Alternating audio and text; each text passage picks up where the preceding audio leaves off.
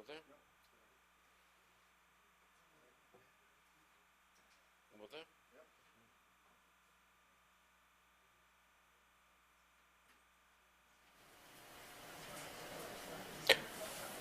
Hi.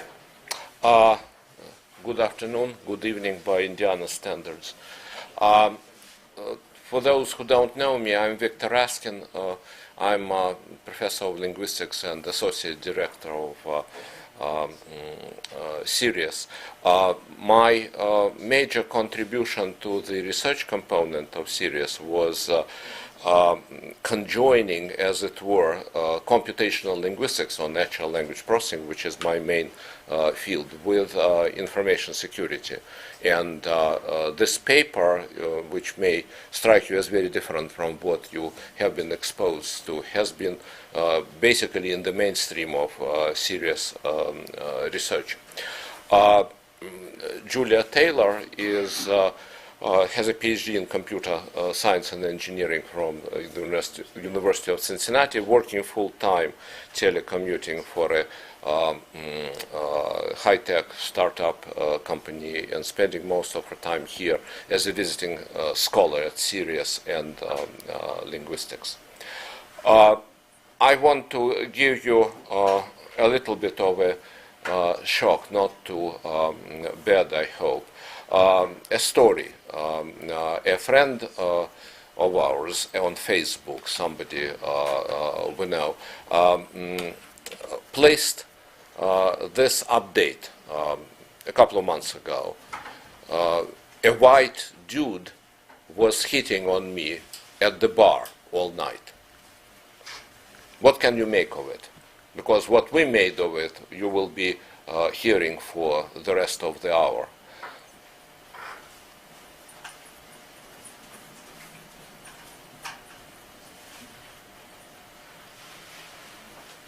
It's all about you. It's all about you. Yeah, it's all about me. So, what do we know from this statement? Yes, Ryan? So I'm assuming that the person describing this was female and probably not white. Yeah, thanks. That's the point that we got out of it. And then we published a paper about this phenomenon from the computational formal linguistics point of view. And what you are going to hear is another paper which was submitted to a major security forum, turning this into a forensic mechanism for very thorny InfoSec issues such as insider threat and social engineering, which you cannot really protect yourself from with a traditional, intrusion network software package. So that's where we are. Will you take over, Julia, or do you want me to continue? Why don't you continue? With this slide, right? Mm-hmm. Yeah, we couldn't find a better name for what Ryan just did. We call it WD, standing for white dude inference. We realized that there were lots and lots of situations when people say something like that, seemingly insignificant, casually, unsolicited, in their blogs or on Facebook updates or in the private conversation, which, gives something away. I'm sure the writer, who does happen to be not white, was not at all interested in reporting that to her Facebook friends. For most of them know her, and it's trivial for them. And those who don't know her personally, I'm sure that was not her intention. That's what got our attention. There's something else that is going on here, which you probably read from the slide. There are two possibilities. Either we can conclude that the author is non-white, or we have absolutely no idea what the race is. All we know that it's atypical for the writer to date white people. So no race included in this information about the author herself, but rather her preference towards dating, and therefore this is atypical. Please keep this in mind. There are sort of two facets to what we are talking about. A, social stereotype of what we are saying, and B, something particular about that person who is saying that is known to the immediate group. With that in mind, it's back to you. We started thinking of other situations like that. Imagine a person comes back home after having been away and reports, as usual, Peter was telling jokes at the funeral.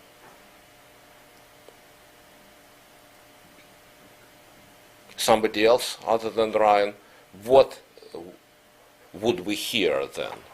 Somebody walks through the door and says, as usual, Peter was telling jokes at the funeral.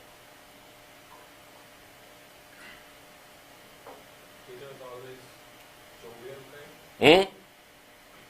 Peter's always a jovial. Yeah, that's what is said. But what is the background of that? Yes.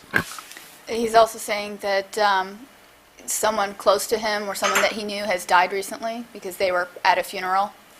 Well, yes.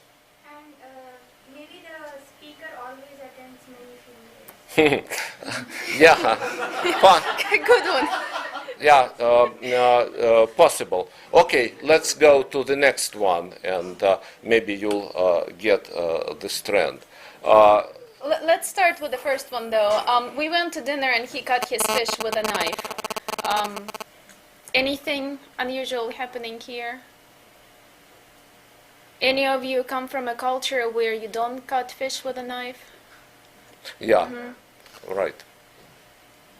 Um, What we think is happening is that if I come back from a funeral and I tell you X was there and Y was there and the eulogy was wonderful, and as usual Peter was telling jokes there, we don't think anything significant takes place.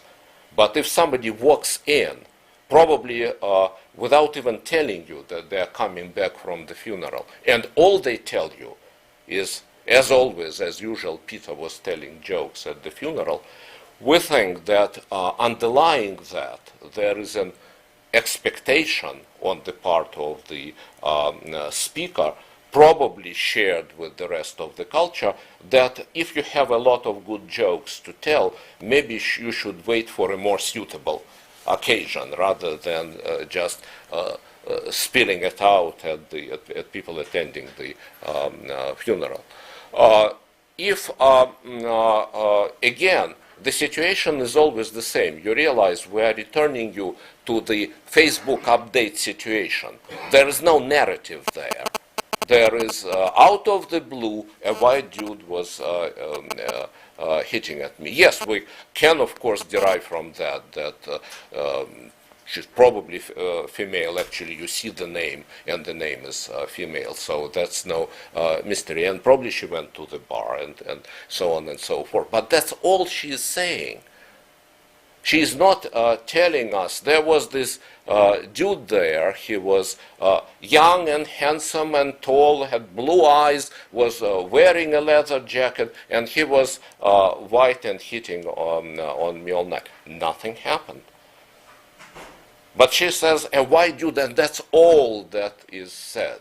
Nothing else. All of us can be characterized in any number of ways. And if there is just one, and there have been no conversation about the race, that's a different situation. We believe that the person gives away a default, and that's where we're heading. Here's another example. This example comes from conversation of two cousins, both professionals. And one tells the other, my manager asked me if I would fly coach to Germany.